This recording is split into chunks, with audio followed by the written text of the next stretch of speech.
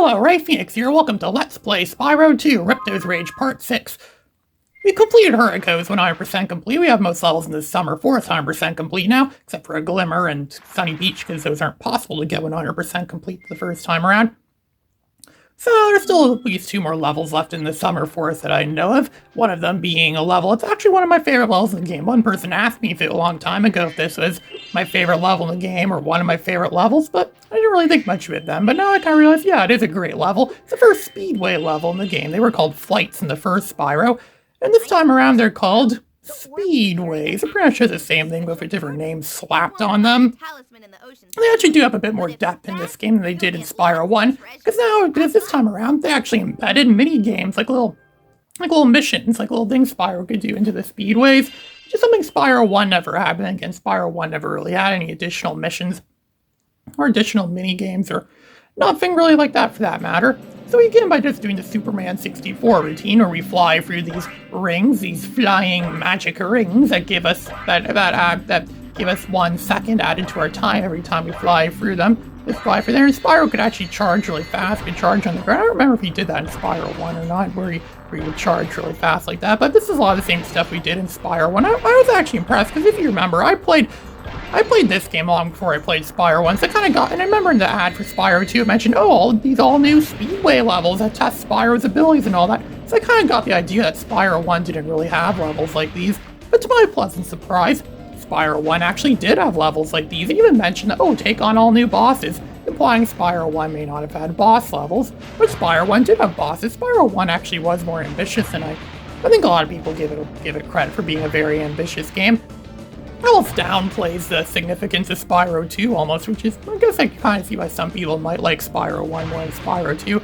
Yeah, Spyro 1 is more straightforward. It's actually possible to 100% complete every level in Spyro 1 on the first go, unlike this game. And then again, a good majority of these levels as I just proved from playing through these levels, a good majority of these levels in Spyro 2 actually are possible to get 100% complete on the first try. And it's almost like they didn't want you to know that or something like that, so you just play for the levels, and because there's one part of the next world where you have to like get 8 orbs, but if you've done every challenge in this game that gets you an orb, you would have way more than enough. I already have like twice as much or almost twice as much to get through that door in the next world, so I'm good with getting orbs. As long as you get every orb in the game that you could possibly get, and collect every single gem you could possibly get too. If you do that Spyro 1 technique that someone came up with a long time ago that I did when I played Spyro 1, now don't leave a level unless you get absolutely everything you could possibly grab in the level, then you'll definitely have way more than enough gems to pay off money bags every time you run into that greedy little pig. Well, he's not actually a pig, he's a bear, but they should have made him a pig in hindsight. I bet if they made this game today, he probably would have been a pig. Since when were bears greedy? I never really knew bears to be greedy. All I know is that bears eat beets, and they also eat Battlestar Galactica as well, too. Yeah, I never really knew bears to be greedy creatures. I don't know, maybe bears are greedy creatures, and again, I don't really know much about bears.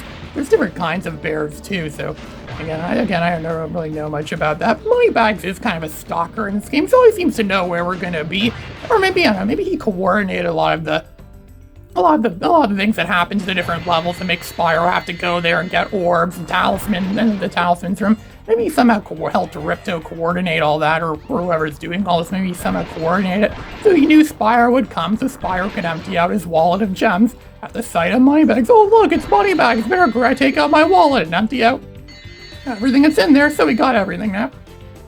Now we've cleared, we've done the normal level. Now we can now do that extra challenge, which is right here. We have to fly to these bleachers right here. There's going to be some queen here, I think, or princess or something like that.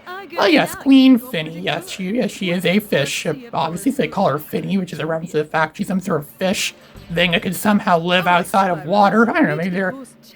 I don't really know. But then again, dragons could seem to breathe infinitely underwater. In this game, Spyro can definitely demonstrate that he could just jump into the water and just stay there forever as if he were a fish. I remember some friend a long time ago was kind of discouraged by that. Why have Spyro could just breathe underwater like it's nothing? And of course, the race champion for this level is, of course, our very own Hunter. Hunter is obviously very fast because he's a cheetah, so of course they're going to make him really fast. He's probably going to be the champion here, but Spyro is probably going to overtake him because Spyro is also pretty fast too with flying. But then again, they clearly never knew each other before the events of this game, so Looks like Spyro's going to be stealing Hunter's record in this level, this raceway. I'm surprised they didn't call them raceways sometimes. I think raceway may have been a better name than speedway, but then again, you're always racing. It's just all about speed for the most part. Then again, speedway doesn't necessarily mean race. It could just be a place where you test out your new car that you got, like to see how fast it would go. Kind of like in Gran Turismo 2, where you could, like, you know, do the time trial or the single race. Well, not a single race, you know, like where you could do like a free run kind of thing where you just take your car and drive it around the track as many times as you want. And test for speed with Gran Turismo. I think Gran Turismo is kind of overrated overall. I like the Ridge Racer games more. There actually was a Ridge Racer game that came out for the PS1 about a year before this game, R4, Ridge Racer Type 4. I think I made a video of that a long time ago. So there we go, we completed this challenge. There's only one challenge, one mission, I think, per these speedway levels, and it gave us an orb. We now have 14 orbs. I believe there's 64 in this entire game, so I'm actually getting quite a lot of these orbs, actually. Way more orbs than I could have possibly imagined. And there's so many gems, too. We actually collected quite a fair amount of gems from that one level. So that one level is 100% complete. There's still some more hidden gems in this world as well, too. It's not possible to get all the gems here because there's one part we need to climb up something to climb up a ladder to get the rest of the gems, and we don't have the ability to climb yet, so it's not possible to get the Summer Forest 100% complete just yet. There's still some orbs hidden around here. We just pick up an orb. There we now have 15 orbs, 15 good old orbs. Wonder what the purpose of those are. I know they're supposed to be like traveler things. I'm sure they're designed to be like, oh, they can help you travel places. Like that hula lady in that Isle Springs level even said, oh, you could help you go places. And the professor says it could help us get back to Dragon Shores. That's where the boss battle would be. The first boss of this game would be there once we get the 6 talismans we could get in the Summer Forest. I think this door just takes us, it just takes us back to Hurrico's and Sunny Beach. We already got, we could get. And there's the greedy bear himself, Moneybags. Insult or compliment being called Moneybags? Well, everyone say it's an insult. I think that's an insult that existed before this game. His whole name is an insult. His whole existence is a big insult to the fact that Spyro goes around and collects all the gems. You know, Insomniac later put this feature in some of the Ratchet and Clank games where if you collected weapons in some of the previous games, and you had save data for that on your PS2 memory card, you could actually get them into the later Ratchet and Clank games. You know, Going Commando had that, and Up Your Arsenal had that too. It'd be cool if they did that with the Spyro game, the PS1, where if you had a memory card in your PS1 with data from the original Spyro, you can put all your gems, you could import all your gems from the first game into this one, so then it could help you pay off Moneybags. You spent your hard-earned time collecting all those gems and earning them fair and square, so it makes sense you'd be able to, be able to use them for something more meaningful. But again, they were like property of the Dragon Worlds in that game. It was like property of the Dragon Worlds or something like that in that game, so maybe they didn't let Spyro take them. Technically, they didn't belong to Spyro because they were stolen by Nasty Nork. So we're finally going to the Aquaria Towers level, where it's all, it's been drained of water, so the seahorse this doesn't like having his home drained of all of its water. It's supposed to be completely filled with water in these water towers. Aquaria Towers, that sounds like a theme park from Roller Coaster Tycoon. Aquaria Towers, like some water park. Kind of like that action park where that kid, I think, got his head cut off on one of the rides or something like that. Supposedly that action park, that deadly theme park. I mean, it was like some deadly water park theme park. There should have been a level like that in one of these games. I should have made a good idea. I think there was something like that in one of the later Spyro games. I don't remember exactly. Heck, there's so many levels in these Spyro games. I don't remember what all of them are called. Even in this game, I still sometimes find stuff I didn't even remember was in there. And Aquaria Towers also sounds like the name of a brand of bottled water I came across. I remember a long time ago, back when I was playing this game in like 2007, I remember going to some pizza place and they were selling this brand of bottled water. It said Aquaria on it or something. It's a rock with something on it. I thought, oh look, I got this bottled water. I wonder if it comes from that level in Spyro 2, Aquaria Towers. Aquaria Towers is also the name that was given to the Sunny Beach level in the post-release demo of Spyro 2. It was on that demo disc I had from 2000 that was supposedly bought at Walmart. It says right on it, sold by Walmart.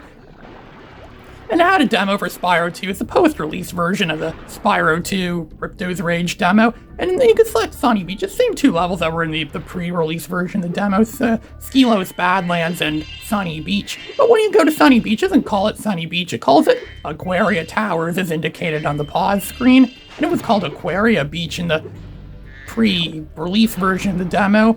Still, they didn't really come up with names. I wouldn't be surprised if the names of these levels were just last-minute afterthoughts. They weren't even thinking about that when they made this level. It's kind of like when I write an episode of something. It's like, oh, what's the title of your episode? Then last minute, I think, I wasn't really thinking about that. I don't really come up with episode names that much as I write them. So it's last minute. Yeah, I'll just call it that because it works. Just some thing you just come up with. You spend like several hours writing a good script or something like that, and then it's like, what could this be called? Let's call it whatever the first thing that comes up on my mind. So Moneybags is here to stalk us again. Gonna make us pay a greedy sum of money again. Pleasure doing business. Yeah, that's gonna make us. Yeah, that's gonna make us pay a lot more. Yeah, even it's like us paying to get to this level wasn't enough for Moneybags. They have to stalk us again in the level and make him pay even more. So we could drive this submarine. We're not even really driving. It kind of goes to like an in-game cutscene, an in-engine cutscene where we drive the submarine through that like tube, and it's gonna take away all the gems that we paid to Moneybags, so we could get past those evil metal sharks. Metal Shark. Yeah, that sounds like one of the Mavericks from Mega Man X6. Metal Shark Player, or as he's called in Japan, Metal Shark Prayer. I might as well speak of what I think of Mega Man X6, because I don't plan on ever doing a Let's Play of Mega Man X6. I remembered Mega Man X6 being a really bad game, and then I read it, and then about 2 years ago I got ROM of it, or not yet, so I mentioned it was a modded version of it too. I tried playing and I was like, good god, this game is worse than I remembered, and that's saying a lot, because I remembered it being a very sucky game. I was like, good god, this is worse than I remembered. And then it's like the opposite of LEGO Star Wars 3 The Clone Wars. I've been playing LEGO Star Wars 3 The Clone Wars again recently. I played that game once back in like 2015. And I didn't like it that much. It was too repetitive. You do the same stuff over and over again, and levels are dragged out very long. And I've been playing it again lately, and I realized, yeah, this game is pretty decent. It's not that bad as a game as I thought it was before, but it's nowhere near as good as LEGO Star Wars The Complete Saga. So we cleared the level, we made the world wet again. We got a talisman for doing that, which looks like a conch shell. Looks like the thing SpongeBob SquarePants would use if he has to call Mermaid Man and Barnacle Boy to come over. Yeah, underwater superheroes. That'd be perfect for a level like this. Imagine you might see SpongeBob around here somewhere. SpongeBob debuted in the same year this game came out, in 1999. One of the greatest years ever. I think I said that a lot before in my videos. 1999, the last year of the old millennium. And we're gonna meet up with Hunter right here. We're gonna take control of his Manta Ray. Yeah, he has a new pet, Manta Ray. It looks like the one from the PlayStation developer's demo disc that I did a video of 2 years ago from 1995. Guide him through. We're gonna do more Superman 64 stuff. We have to fly through the rings. Brand new, so trying not to get him dented or scratched. Like, he's not a living thing. He's probably just some toy. He's probably actually just some sort of toy manta ray that he bought. You know, like when you get a shiny new thing, like a shiny new car, shiny new toy, shiny new watch, whatever it is, and you don't want it to get scratched or dented or something like that. So they go try it again, scratch. I don't think it's possible to get him scratched. I bet you could crash him into a wall or have him brush up against one of those Aquaria towers, and I don't think it would cause any scratches on him. So there, that was pathetically easy. So Hunter is still impressed, even though that was barely a challenge at all, and he's going to give us, well, what else would he give us? Obviously, an orb.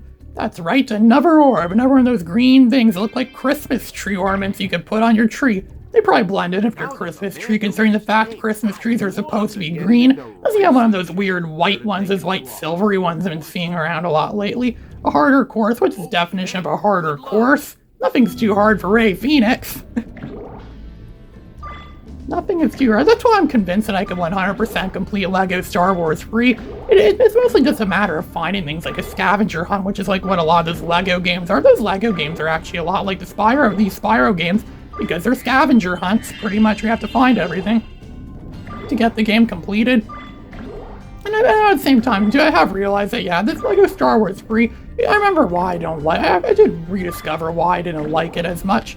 But I'm not going to be a wuss. I'm still going to try and complete the game. Incredible. You've got real I'm probably not going to do a full Let's Play of that game, but I might make a video about that eventually. It's going to be like a video essay where I'm going to explain why it's nowhere near as good as LEGO Star Wars: The Complete Saga. And that guy that I watched that got LEGO Star Wars: The Complete Saga and LEGO Star Wars 3 100% complete in under 24 hours. He got 100% complete LEGO Star Wars 3 in 14 hours, and he actually said it was better than Complete Saga. What was that guy on, anyways? That sounds so, what was he thinking?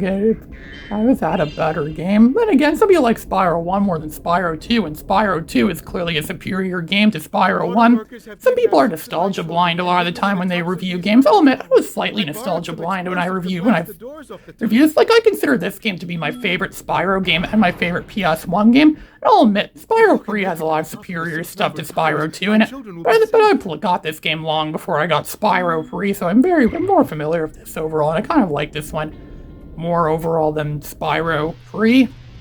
But then again, this game has better replay value. You can still play a lot of these challenges again once you already completed them. You could actually, like, when you 100% complete these levels, you could go back to them and play for them again. It's actually kind of fun to play through. Not as fun the first time around, obviously. There's not really any stuff to collect, but it's still fun to go back to some of these old levels and just play them again. You just walk for them again, do these challenges again. These challenges are kind of fun. Well, it could be fun sometimes. That's what I did a lot. This game, I actually thought Spyro 2 is the best replay value out of all the PS1 Spyro games. This game is very rich with replay value, which is part of why I like it so much. It actually has more replay value than Spyro 3, I find, a lot of the time. That's probably why I like this game more than Spyro 3. I think the next one, because that king, wherever he is, the king of this underwater world, he had his kids kidnapped and brought into these Aquaria Towers. I guess the name's really living up to it. I guess this level really lives up to its name, Aquaria Towers. You don't call it Aquaria Towers for nothing then. They call it because it's underwater and there's towers there. So I guess it's really, living up to its name. Its name is not a lie. I don't think any of the levels in this game have names that are lies. Like there's Skelos Badlands. That level's not a lie. That level sounds exactly like it is. And then there's like Zephyr, which, is just a generic, I don't know. Does Zephyr actually mean something? I don't know that. I have no idea. And there's Breeze Harbor, which is a harbor that's wind and breezy, so I guess that's why they call it the Breeze Harbor. And then there's Metropolis, which is actually a level set in a city. They could have just made it like a rural area and called it Metropolis, the rural part of a metropolis city. Which that sounds like the name of the city Batman lived in some of those very early Batman comics. He lived in a city called Metropolis, and there was an insane asylum there, which I think later became Arkham Asylum. I was reading some of those very early Batman comics from like 1939, 1940, before Batman was a well-defined character, before the DC universe was well-defined, and he lived in like his own, and it was like, it was very strange, especially considering the fact that now it's more well-defined. Then again, nothing's really well-defined when it first comes out. The Spyro universe wasn't well-defined when it first had its debut in 1998. But by Spyro 2, the universe of Spyro is more well-defined, as I keep saying. So there's still some gems hiding in this level. I think I know where they might. Oh yeah, there's the sharks right there. There's a level in Banjo-Tooie that was also kind of like this, where you could just go under the water and swim underwater. This level would be impossible if Spyro 2 wasn't able to breathe underwater infinitely, and even Banjo-Kazooie suffered from that. But I think they got some sort of what do you call it, an enchantment spell or something that placed on them that made them be able to breathe underwater forever. Never really made it that far in Banjo-Tooie. Banjo-Tooie was way too big of a game. I think a lot of people seem to criticize Banjo-Tooie for that it seemed like a very large game, or was filled with waste, so too much exploration. Then again, people said, oh, it's too much like an RPG, and I thought people liked RPGs. I mean, I know I don't like RPG games that much. That's why I don't like games like Earthbound that much. But a lot of people apparently liked games like that, even though I didn't like them. So if you're a fan of that, you might like Banjo-Tooie. Yeah, I still have my cartridge of Banjo-Tooie. I don't even have the instruction book for it, too, which is very rare, because when I buy N64 games, they almost never come with instruction books. They just want people. But then again, since when do people ever read instruction books and figure out how to play a game just by reading instruction books? I never needed instructions on how to play the games. I didn't even look at instruction books until way later, which is why would much later discover stuff that, could have been discovered if you just read the instructions, like the Crash Team Racing demo that's hidden in Spyro 2, which I'll be getting to that eventually. I think this last kid, they're pretty much playing Frog right now with these electric walls, which I don't know how the electricity could exist underwater if it zapping everything and killing everything under the water. But then again, I think water has to have ions in it for it to, transmit like that. But maybe this water doesn't have ions in it, or it's not, what do you say, like iodized or ionized or something like that, non-ionized water. I don't know if water in oceans is ionized. I don't really know much about that. Since when was I an expert on oceans? I'm not a freaking oceanographer or something like that, so how would I know stuff like that? Wonder where it's supposed to be anyways. The heating bill for this place must be enormous, and I thought the crime didn't pay.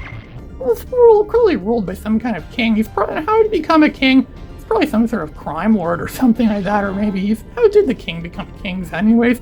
How did these worlds get formed anyways? What is their system of government like in these levels? Now we have this ability, this underwater super flame thing, and it's not really downright. It's not like in Super Mario Brothers where you can just shoot fire underwater. It actually shoots little particle things. They look like spirit particles actually. In fact, they look exactly the same as spirit particles. It's somehow which kind of shoots out and allows us to destroy those large metal sharks. I imagine being made out of metal. It's collecting those blue. No, not blue, they're purple. I don't know, they might look blue if you're colorblind, but they're supposed to be purple gems, and then there's still some hidden gems hidden gems hiding around here somewhere. I wouldn't call this game a hidden gem because this game isn't exactly hidden, because most people that know about PS1 games know this game exists. This was one of the first PS1 games I heard of actually, because I knew about it from demo discs back in the days. This game was never really hidden to me. It's one of the few PS1 games that I knew of in a time where I didn't really have the internet yet. I didn't really know much about what PS1 games were what. Oh, there we are. Oh, look at that. That was like when those pink gems that give us 25 gems in there. Aquaria Towers is now 100% complete. So we don't have to go back to Aquaria Towers. Yeah, they could have done something in this game. Maybe they could have made it so there was another hidden extra thing you wouldn't have known about if you played the game the first time around. You can only access it through some power you get after you beat the game or something like that. Kind of like in Ape Escape 3 when they had that super monkey you could find. Or that super monkey that you unlock after you beat the game the first time around. You need it for getting all the monkeys in the game in Ape Escape 3. I actually thought that was pretty cool they did that. Ape Escape 3 really is an underappreciated classic. It's completely overshadowed by the first game in the series, and people don't really acknowledge it as much. It's kind of a shame, actually. I wish there were more games like Ape Escape 3 and Spyro 2.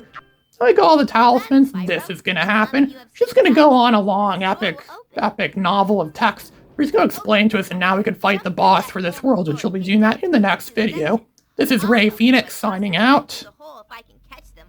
Good luck.